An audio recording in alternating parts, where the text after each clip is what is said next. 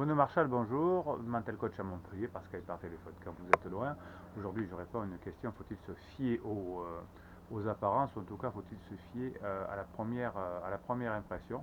Alors pourquoi cette façon de faire au Moyen Âge, entre guillemets, quand on ne connaissait pas quelqu'un ou dans l'âge des cavernes, eh bien, on était obligé de prendre des critères, hein, puisqu'on n'avait pas trop l'habitude de rencontrer des personnes nouvelles pour savoir si cette personne était dangereuse ou pas.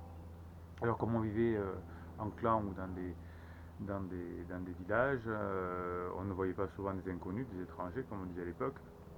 Et donc quand un étranger arrivait, eh bien, on l'observait pour savoir ce qu'on pouvait obtenir de lui, mais comme on n'en voyait pas souvent, eh bien, on avait largement du temps pour essayer de savoir ce qui se passait et donc essayer de déterminer, soit en discutant, soit en observant, si la personne était, dans quel stéréotype était-elle, puisqu'il s'agit bien de stéréotypes, pardon.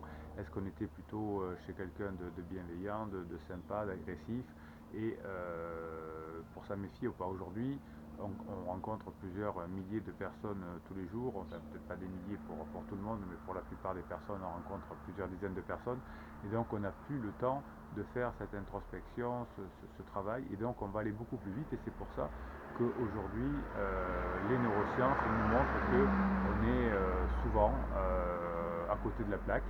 Donc on va associer rapidement une personne à un stéréotype, sa race, sa religion, son faciès, ses yeux, ses sourcils, etc. Par exemple, quelqu'un qui a un visage plutôt rond sera plutôt sympathique car on rappellera un bébé, mais on lui donnera peut-être pas, on lui attribuera pas peut-être des compétences. Et ce qu'il faut savoir aussi, c'est que souvent, cette attribution que l'on va faire, cette erreur d'attribution, va aussi être liée à deux choses, notre humeur actuelle et l'environnement dans lequel il est présenté. Si la même personne nous est présentée au Ritz ou en banlieue, ça va influencer, pourtant c'est la même personne avec le même type d'habit, etc. Et puis, est-ce que nous on est énervé, est-ce on est positif, est-ce qu'on est détendu et serein? Eh bien tout ça, ça va influer. Donc vous voyez que finalement, la personne que l'on a en face de nous, on va l'évaluer, la juger, mais finalement, il y a bien peu de critères entre guillemets rationnels, et c'est pour ça que l'on se trompe souvent. Alors en psychologie notamment, on fait aussi des biais d'attribution très importants à l'environnement et notamment à l'enfance. Et c'est un biais d'attribution, c'est-à-dire que selon la matière que l'on va pratiquer, on va employer une très forte attribution sur par exemple l'enfance pour la psychologie. Pour d'autres, ce serait sur le côté ethnique, pardon, ou d'autres le côté social, hein. Si je suis un sociologue, eh bien, je vais attribuer fortement une partie sociologique. Si je suis comment dirais-je, un neuroscientifique, ce sera une maladie, etc. En fonction de ce que je suis, en fonction de comment j'évalue la personne, eh bien, je vais avoir un biais d'attribution, un biais de pondération qui va être très important. Donc comment faire effectivement pour évaluer quelqu'un? Eh bien, c'est la façon la plus fiable, c'est de la voir pendant un certain temps, de laisser des pauses, la voir dans différentes circonstances, d'écouter et d'observer. Et là, on arrive à avoir une évaluation importante. Donc, les tests psychologiques, des choses comme ça, nous aident par exemple en recrutement, mais on s'aperçoit qu'on fait beaucoup d'erreurs avec des tests psychologiques et des tests de recrutement. Et c'est tout à fait normal puisqu'ils sont forcément orientés et les personnes qui répondent, en tout cas, ont des réponses également orientées. C'est bien normal, hein. Si je veux être embauché comme commercial, par exemple, eh bien, je vais répondre à des questions qui semblent correspondre à un profil de commercial. Voilà, on peut pas enlever ce biais-là tant qu'on sera dans l'humain. Voilà, j'espère que j'ai répondu à votre question. Non, donc la réponse est non. Est-ce que la première impression est toujours la bonne?